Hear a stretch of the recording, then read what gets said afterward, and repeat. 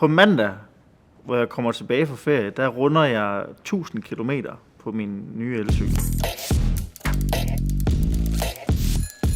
Den første tur på elcyklen, man kom bare op, og der var bredt styr, og der var god komfort, og den tager ved i motoren, så man føler, at man bliver hjulpet godt på vej, og utrolig nem at sådan navigere i både gearne og selvfølgelig bremser. Og det var bare en lækker, nem følelse at cykle på. Jeg vil sige, at jeg vurderer komforten på elcyklen fra 1 til 10 til at være 8. 9 kan jeg godt komme op på. Hvis det skulle være bedre, så er det jo nok bare lidt mere polstring på sædet, når man skal cykle lidt længere.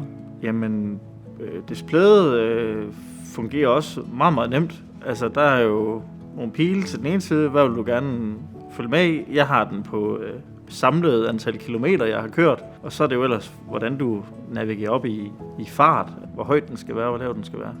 Meget enkelt. Jeg bruger primært min elcykel til og fra arbejde, hvor jeg har de her 8,5 kilometer hver vej.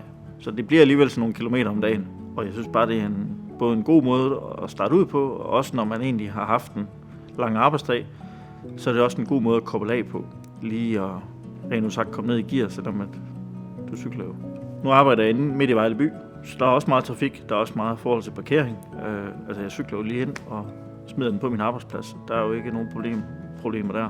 Det, der overrasker mig mest positivt, det er, at det er bare enkelt og en nem, fed måde at komme til at fra arbejde på. Samlet set vil jeg give elcyklen 5 stjerner, fordi jeg synes, den gør det, den skal, og jeg synes, den er super fed at cykle på, og giver mig det, jeg skal. 3 særlige gode ting ved min elcykel er det brede styr. Det gør, at den er nem at navigere med. Højden, fordi man kommer op, og man sidder bare anderledes. Bedre overblik.